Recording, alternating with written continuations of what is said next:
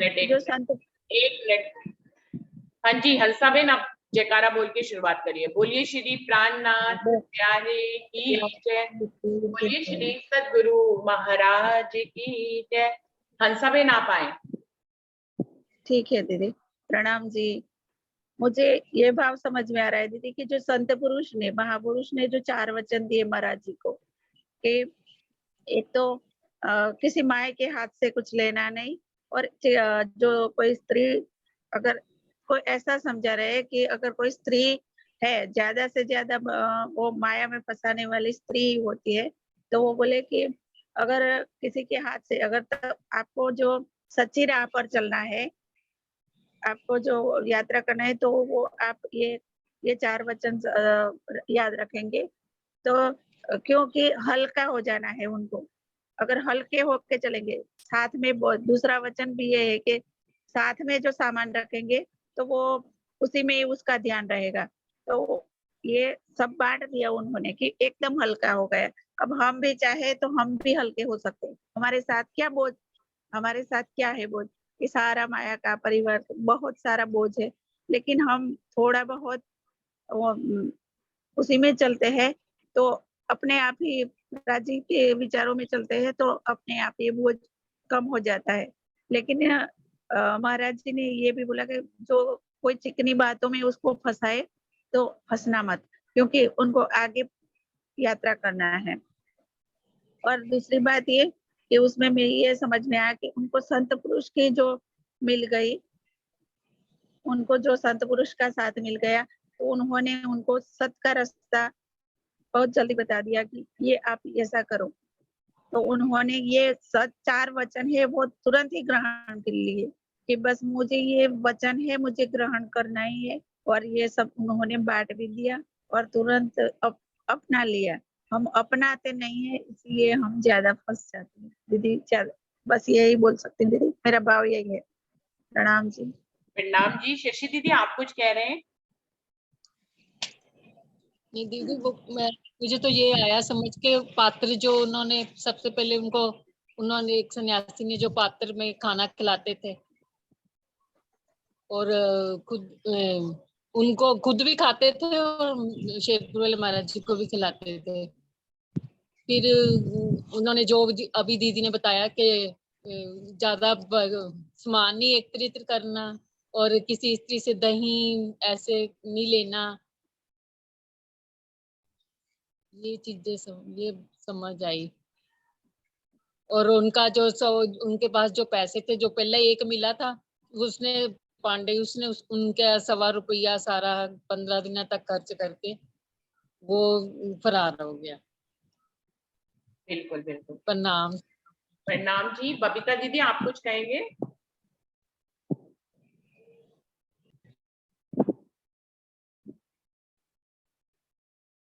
बबीता दीदी।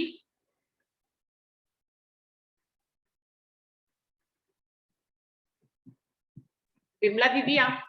हाँ बबीता जी आप बोलिए, आप आ गए।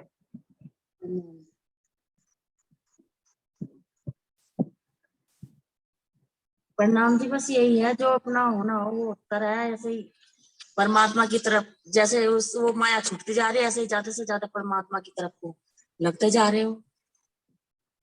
और जितनी भी माया पास में होगी तो वो माया में ध्यान रहेगा ही, माया में फंसेगा ही आदमी।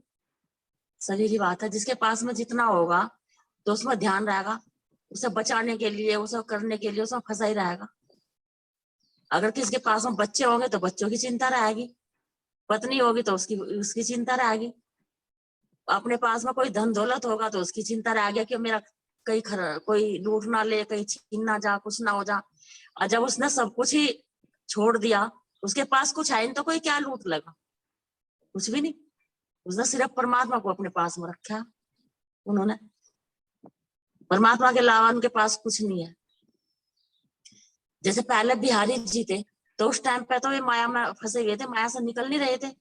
और अब ये जीव बिल्कुल भी परीक्षा पर परीक्षा होती जा रही, परीक्षा पर परीक्षा होती जा रही। वो माया में है ही नहीं जरा सी। मतलब तन के कपड़े तक नहीं का भी वो नहीं है कि मतलब मेरे तन पर कपड़े हैं नहीं है। मतलब तन पे कपड़ा भी मतलब थोड़ा बहुत आई है। एक बार मैंने सुना था, अम्मी जी सुना रहे थे कि उनकी लंगोटी फट गई, तो उसने कहा करे भाई तू नंगा घूम रहा, किसी से लंगोटी लेकर बांध ले। उसने कहा क्यों, जिसकी मैं हूं उसे दिखाई नहीं दे रहा कि मैं नंगा हूं, तो अपने आप देंगे लंगोटी। तो बिल्कुल ही ये ऐसा वो हो गया जीव, बहुत ही ज्यादा कसनी पे उतर का उनका बिल्कुल जीव इतना पवित्र हो गया कि उन्हें बड़ा जरा भी कुछ नहीं है, जरा सी भी वो नहीं है उन्हें अपनी इसकी। अब जो करेंगे धनी करेंगे, इतना अटल विश्वास हो गया उन पर परमात्मा पे, इतना वो हो गया कि उनके तन पर कपड़ा नहीं है तब भी वो किसी से कपड़ा लेने के लिए तैयार नहीं है, मांगने के लिए कि भाई मैं एक किसी से एक लंगोटी ही लेकर मांग लू। कहते भाई जिसकी मैं हूं उसे दिखाई नहीं देता क्या मैं नंगी हूं, तो अपने आप देंगे वस्त्र। तो इतना आसान तो है नहीं हर किसी के लिए करना, पर जितना भी जिससे हो पावे उतना ही परमात्मा में विश्वास करना चाहिए। अजब करते हैं। ऐसे एक जानने वाले हैं, उनके पति का एक्सीडेंट हो गया, तो उनकी 2 बेटी है, एक बेटा है, छोटा ही है में। तो उनके लड़के ने ट्यूशन कर करके वो पढ़ा, ट्यूशन कर करके उसने घर चलाया, तो लास्ट में उसका कहीं पढ़ाई में नंबर आ गया लड़के का। तो उसकी बुआ कहने लगे चलो भाई हम ये जो लड़की है ना हम अपने पास ले जाएंगे, तुम अपने चले जाओ, अपना निश्चित होकर पढ़ाई कर लो। तो उन्होंने कहा कि नहीं, ये मेरी जिम्मेदारी है। तो जहां लड़के का एडमिशन नहीं था स्कूल में, उसने वहीं पर जाकर कमरा ले लिया, वहीं अपनी माँ बहनों को रखा अपने साथ में। फिर उससे पढ़ाई पूरी होगी उसकी, कुछ सरकार से पैसा मिला उसे पढ़ाई के लिए। फिर उसकी अच्छी, फिर वो वहीं से ट्यूशन पढ़ाता रहा, घर चलाता रहा, फिर उसकी बहुत अच्छी जॉब लगी। फिर ऐसे ही एक सुंदर साथ की लड़की थी, उन्होंने ऐसे ही मजाक मैं सोचे मजाक में कह रहे कि भाई ये लड़की हमें दे दो। तो उन्होंने कहा कि नहीं, आप भाई तुम्हारी तो है। तो उसके बाद भी जब उस लड़के की अच्छी जॉब लगी, लाखों रुपए की जॉब लगी, अच्छी तरह खूब अच्छी तरह हो गया, घर बार सब होने लगा, तो फिर उसके लड़के के रिश्ते आने लगे। तो उन्होंने अब भाई करोड़पति लड़की आ रही, फलानी आ रही है यार, वो उन्होंने कहा कि नहीं। तो उन्होंने जिस लड़की को पसंद करा था उसी लड़की से फिर उन्होंने कहा कि भाई हमें तुम्हारी लड़की चाहिए शादी के लिए। तो फिर उसने उसी लड़की से शादी की, और आज उसने अपनी बहनों की भी शादी कर दी। मतलब बहुत ही अच्छा घर चला, पर उन्होंने परमात्मा पे इतना वो रखा। वे ये बताते थे कि मेरे पति का एक्सीडेंट हो गया, वो गुजर गए, और वहां पे चर्चा वाणी चलती थी। तो उन्होंने कहा लोग कहेंगे भाई ये चर्चा वाणी सुनने आ रही है, तो उन्होंने मैं छत पे चढ़कर छत के द्वारा जाकर मैं चर्चा वाणी सुना करूँ छुप छुप के उस टाइम भी। मतलब परमात्मा से इतना प्रेम, इतनी लगन हो गया, बहुत ज्यादा। और आज सब कुछ बढ़िया हो गया, ठीक हो गया। तो इतना अटल विश्वास भी तो हर किसी से नहीं होता ना। सब रोने लगते हैं, दुख में रोने लगते हैं, इधर उधर जाने लगते हैं, कहते हैं कोई हेल्प करे कुछ करे। पर उस लड़के ने मतलब इस तरीके से करा, उनकी पूरी फैमिली परमात्मा से ही, तो 3 बच्चे वे भी बहुत ज्यादा वाणी पर विश्वास करते थे। उन्हीं के द्वारा हमें भी बहुत कुछ मिला उनसे, यानी हमें भी पहले कुछ नहीं पता था वाणी के बारे में।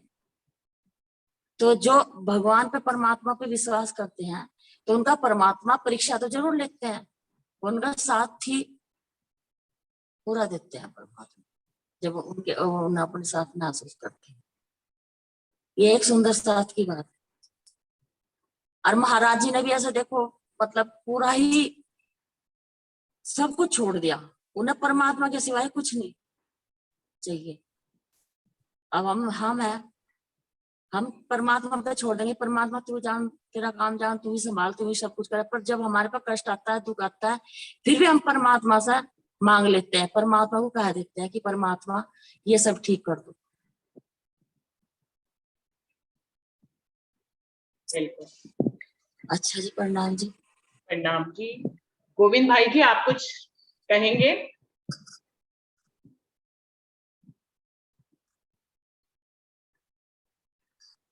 गोविंद भाई जी।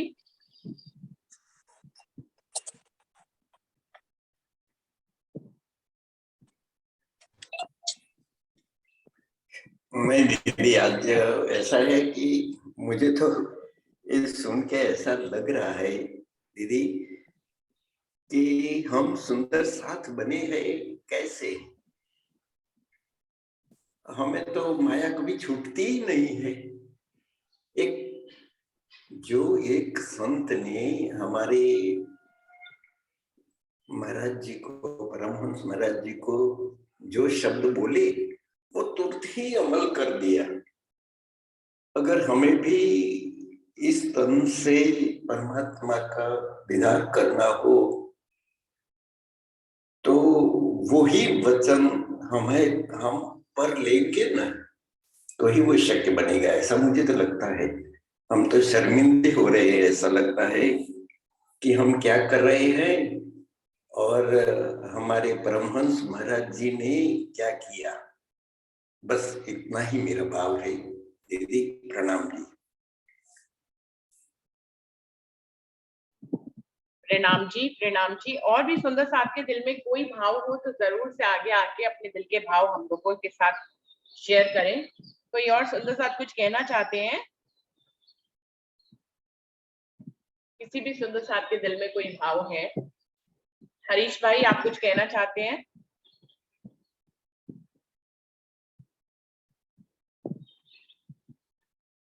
चंदन दीदी, आज आपने बड़ा लेट ज्वाइन किया, आप आ जाइए। सभी सुंदर साथ अपनी अपनी बात कह चुके हैं, अब आप आ जाइए।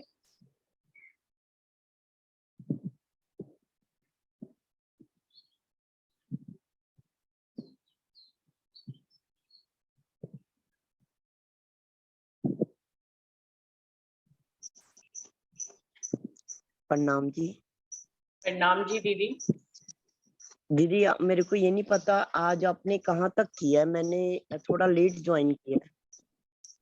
जब वहां तक क्या है दीदी, जहाँ रास्ते में जगन्नाथपुरी की तरफ जा रहे हैं, एक सन्यासी के यहाँ रुकते हैं आश्रम में, और अच्छा वो जी, उनको अच्छा अपनी जी, धूनी से भोजन, वो जो बेल निकाल निकाल के भोजन कराते हैं, और 4 बात उनको सिखाते हैं कि दूध, दही, गुड़ जो है किसी स्त्री के हाथ से नहीं लेना, कोई स्त्री यदि घर में बुलाए तो नहीं जाना, ज्यादा वस्त्र मत रखना, जूते नहीं रखना, और महापुरुषों की संगत करना। तो महाराज जी ये उनकी तो बात को ऐसा मानकर है, तुरंत ही सब कुछ कर देते हैं। ऐसा ये तो बहुत यादा आगे तक पहुंच के ये हमें धीरे धीरे बात समझ आएगी ना।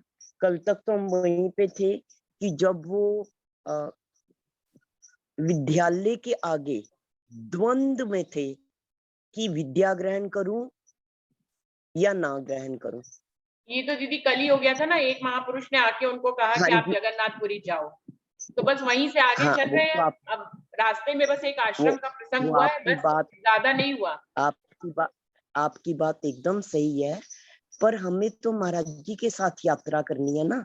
तो ये यात्रा सहज सहज सहज धीरे धीरे जब एक एक स्टेप करेंगे तो ही तो जाके हमें महाराज जी, देखो झंडू दत्त के साथ हम भी तो चल रहे हैं ना, हमारा जीव भी झंडू दत्त के साथ एक एक स्टेप चलेगा।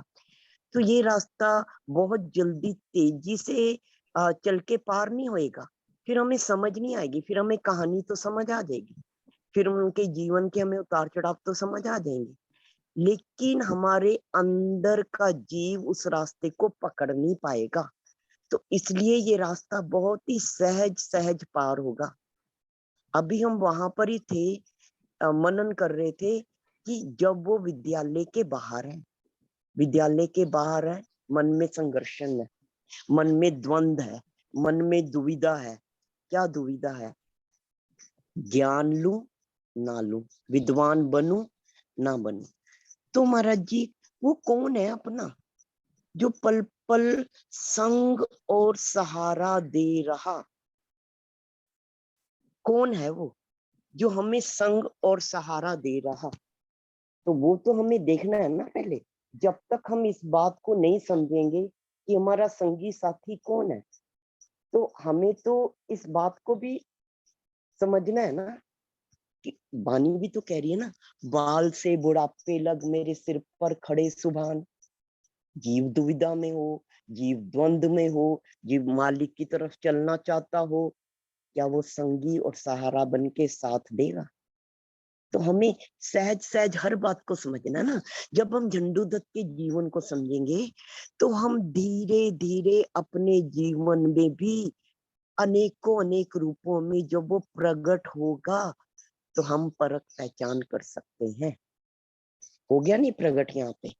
जैसे ही जीव दुविधा में आया, कौन सा जीव? सबसे पहले हमें ये समझना, वो जीव जो लागी वाला है, वो जीव जिसको सत्य की खोज है। दुनियावी जीवों की यहाँ बात नहीं हो रही है। हो गए प्रकट। कैसे प्रकट हो गए? प्रकट हो गए अब संत महात्मा के रूप में, एक तेजोमय पुण्य आत्मा के रूप में। तो क्यों नहीं हम गुणगान करेंगे उस नाथ के? क्यों नहीं हम गुणगान करेंगे अपने उस धनी के, जो अपने असंख्य अलबेले दिलकश अनेकों अनेक रूप से, अपनी अनेकों अनेक अनोखी अदाओं से हमारे अंग संग हमारे सामने आता भी है, लुभाता भी है।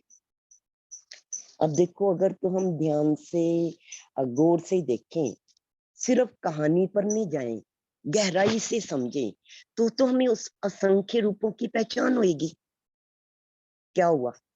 जब याद है मुजफ्फरनगर का कृष्ण मंदिर, वो ठाकुर का मंदिर, जहां 3 दिन किसी ने भी पानी चाय भी नहीं पूछा था, तो भूखा प्यासा भगवान का वो भक्त सड़क पे चलता चला जा रहा है मथुरा की ओर, तब वो प्रकट हुआ। कैसे प्रकट हुआ? लाला बन के। तब वो महात्मा बन के प्रकट नहीं हुआ, तब उसने लाला का रूप धारण किया। चाहे उसी थोड़े क्षण थोड़े पल के लिए, जब तक उसकी पूर्ति करनी थी तब तक के लिए उसके अंदर प्रकट हुआ हो, वो एक अलग विषय है। लेकिन प्रकट तो लाला के रूप में हुआ ना। अब जब अध्यात्म के रास्ते में खोजी जीव के मन में दुविधा है, तो वो कैसे प्रकट हुआ? एक तेजोमय महात्मा के रूप में, एक ऐसे महात्मा के रूप में जिसको देखते ही आदमी नतमस्तक हो जाए जी। तो ये क्यों नहीं हुआ कि वो रास्ते में तो महात्मा के रूप में मिला होता, अब लाला के रूप में मिला होता? यही तो हमें उसकी पहचान करनी है। क्योंकि महात्मा के रूप में अगर तब मिल जाता तो वो क्या भोजन देता, लोटा देता, पैसे के लिए पूछता? और अगर यहाँ लाला के रूप में मिल जाता तो क्या मन की दुविधा को शांत करता? तो इस बात की गहराई को भी तो हमें समझना है कि बाल से बुढ़ापे लगो, सिर पे तो सुभान खड़ा है, पर हमें किस किस रूप में कब कब, इसका अर्थ है जब जैसी जीव को जरूरत हो वैसे ही वो सामने आता है। अब क्या हुआ? अगर हमारे सामने हमारा वो अपना आ जाएगा, हमारा दिल भर, हमारा दिलदार, हमारा धनी, हमारा प्रियतम, हमारा पिया, तो क्या होगा? दिल तो अपना खुलासा करेगा कि नहीं करेगा? हाले दिल बयां करेगा कि नहीं करेगा? तो हाले दिल बयां किया महात्मा जी के आगे। देखते ही, कोई पहले की जान पहचान नहीं है, जीवन में पहली बार ही तो बनारस आ रहे हैं, पहली बार ही उन्होंने महात्मा के दर्शन किए, वो भी अचानक। ये तो दुविधा में थे, अपने द्वंद में थे, और महात्मा ने पीछे से आवाज लगाई तो मुड़ के तो देखेंगे ना, बात तो होगी। तो क्या कह रहे हैं? अपना सारा का सारा दर्द बयां किया, कैसे 8 दिन से एक दुविधा से नहीं उबर रहा, मतलब गोते खा रहा हूं। माया के गोते ही नहीं होते हैं, सिर्फ माया के गोते नहीं होते हैं, हमारे भीतर भी एक उथल पुथल है, उथल पुथल है। अगर सतगुरु शरण नहीं है, अभी सतगुरु जीवन में नहीं उतरे, अभी अगर सतगुरु का संग सानिध्य वचन, सतगुरु की ओर से हमें कोई रास्ता नहीं मिल रहा, तो फिर भी वो किसी ना किसी रूप में वही सतगुरु, वही स्वयं, वही पारब्रह्म पूर्ण परमात्मा, वही सच्चिदानंद स्वरूप किसी ना किसी रूप में भक्त को क्या डूबने देगा, गोते खाने देगा, क्या उसे उभारेगा? नहीं। देखो कैसे उभारने के लिए आ गया, अचानक ही प्रकट हो गया।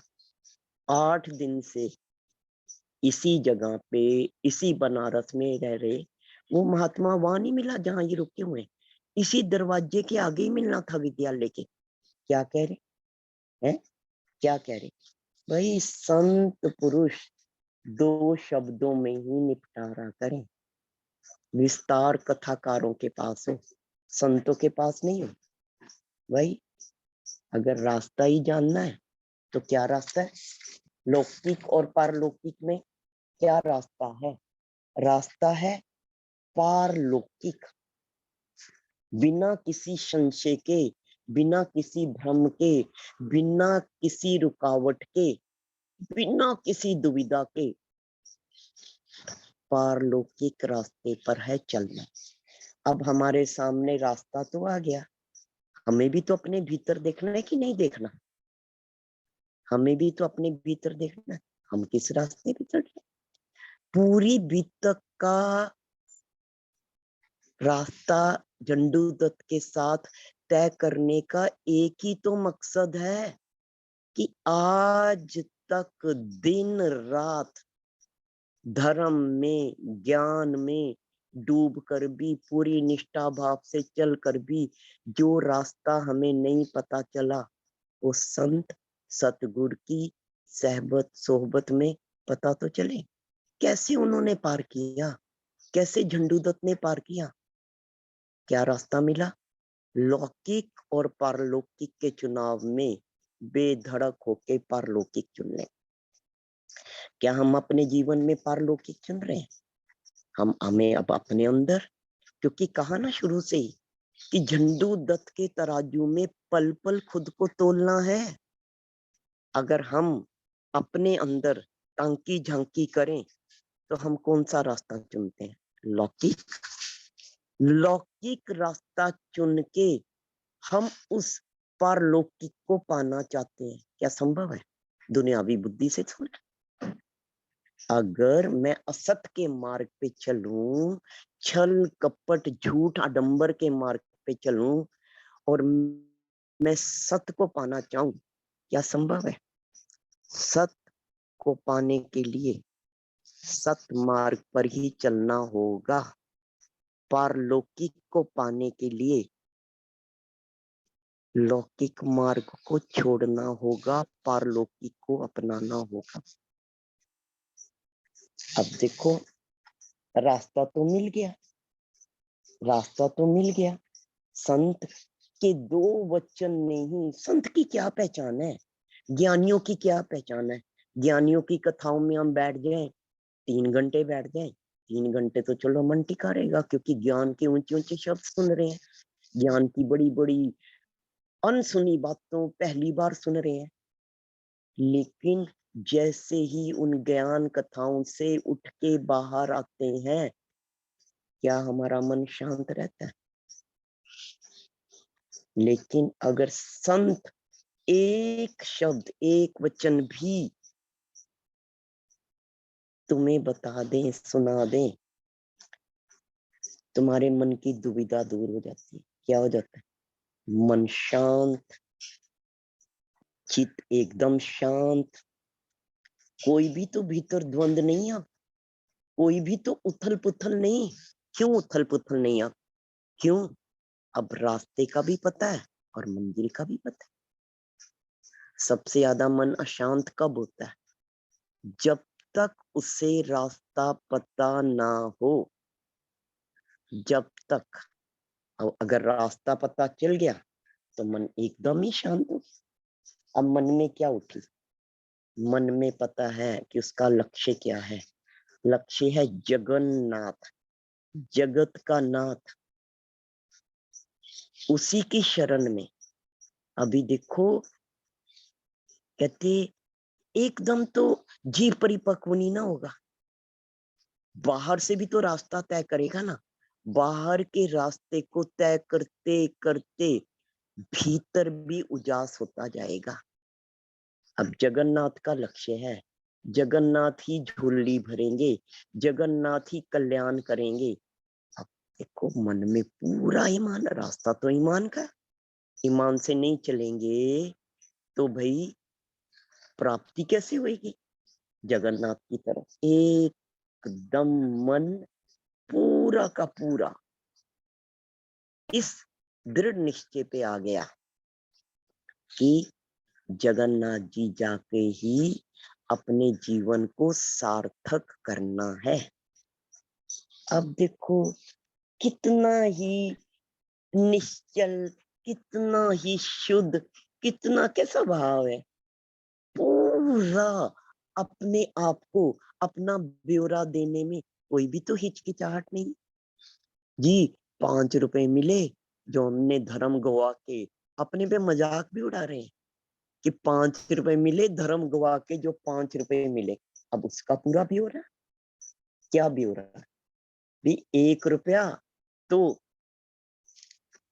खोस लिया।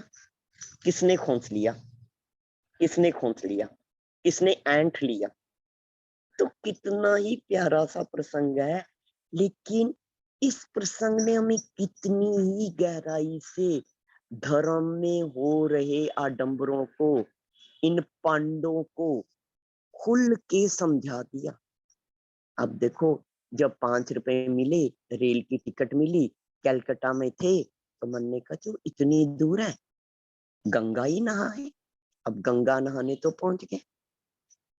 अब कपड़े भी वापस मिल गए थे, तो कपड़े कौन से पहने हुए थे, वही वस्त्र तो पहने हुए थे जो शादी का जोड़ा घर से पहन के निकले थे। अब 19 साल का बच्चा घर से निकला हुआ, शादी का जोड़ा पहना हुआ, जेब में 5 रुपए, तो भाई ऐंठने वालों की कमी है क्या। कैसे पांडवों ने भांप लिया, शिकारियों ने भांप लिया कि ये शिकार तो फंस गया। माथे पे तिलक लगा, लेप अर्पण तर्पण करके उस जमाने में 1 रुपया ऐंठ लिया, ऐंठ लिया। वो 1 रुपया झंडू दत्त ने अपने भाव से नहीं दिया। बहुत फर्क है भाव में और ऐंठन में, भाव में और लुट-पिट जाने में।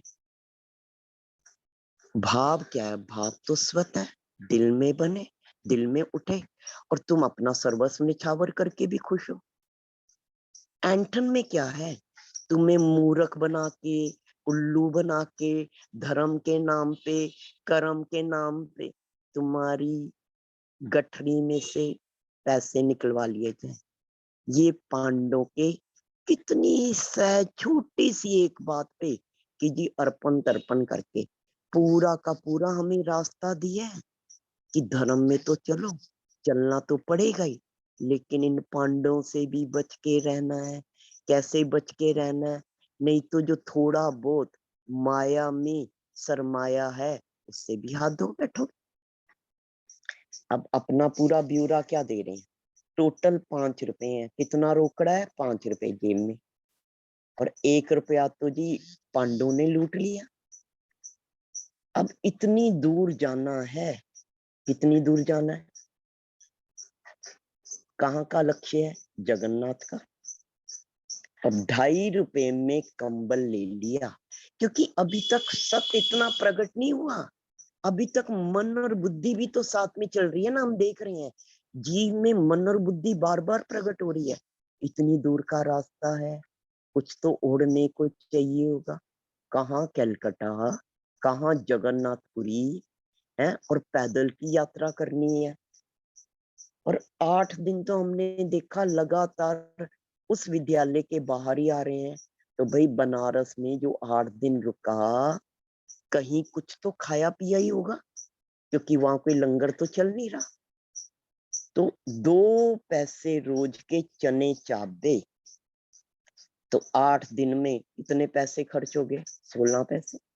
8 दिन में कितने पैसे खर्च हो गए, 3.5 रुपए तो यही हो गए। 2.5 रुपए का कंबल, 1 रुपया जो पांडवों ने ले लिया, 3.5 रुपए, और 25 पैसों का समझ लो 8 दिन में बनारस में चने खा खा के एक दागी वाले ने अपने लक्ष्य की प्राप्ति के लिए। कोई चतुरपंथी नहीं, अभी जेब में पैसे थे, सिर्फ दिन में चने चावने, पानी पीना, उसमें लगा दिए। अब क्या बचा देख लो, 1.25 रुपया बचा, 1.25 रुपया।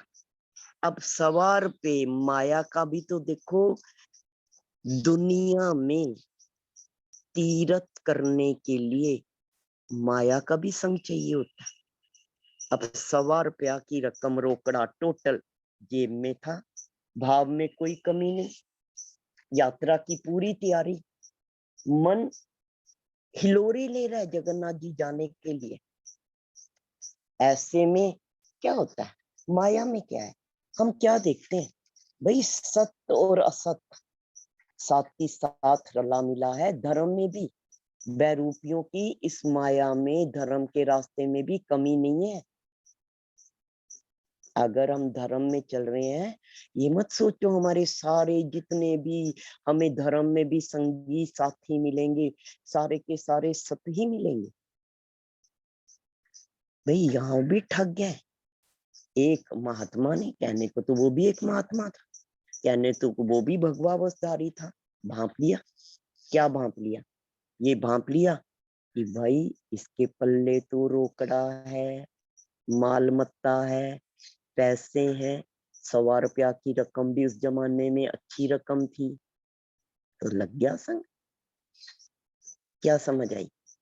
भाई माया में कोई साथियों की कमी ना हो, बस माया होनी चाहिए। दुनिया में भी यही, अगर तुम्हारे धोरे माया है तो संगी साथी की दुनियावी कमी नहीं होगी। संगी तो वो जो साथ दे। कब साथ दे? जब तुम्हारे पास माया का कोई भी सहारा नहीं, माया है ही नहीं।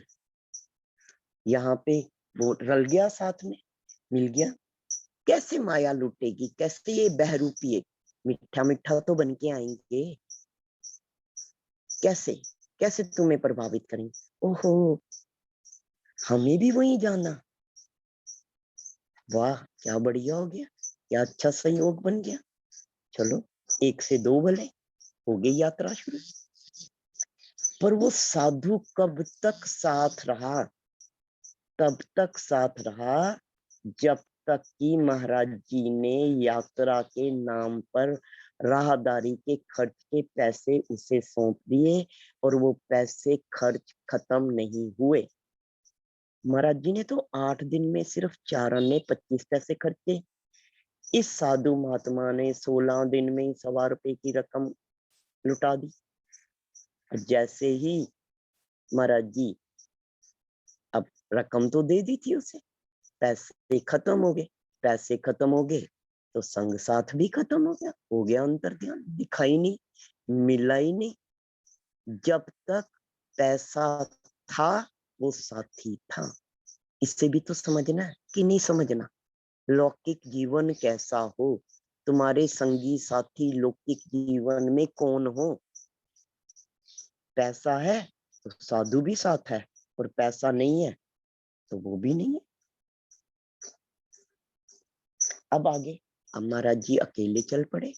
ये थोड़ा कि पैसा खत्म हो गया तो भाव खत्म हो गया और मन में से संकल्प खत्म हो गया, नहीं जी वहीं अटक गए, वहीं रुक गए, नहीं अब हम आगे नहीं बढ़ते, आगे नहीं जाते, अब क्या करें। मन हो, अगर मायावी जीव हो तो हो सकता है अटक भी जाए है? पर यहाँ तो सत्य था ना। सत्य क्या है? सत्य कहता है हे नाथ, तुझे खोज रहा ना, मैं ही अकेला नहीं खोज रहा, अनगिनत तुझे खोज रहे, अनगिनत इस रास्ते पे चल रहे।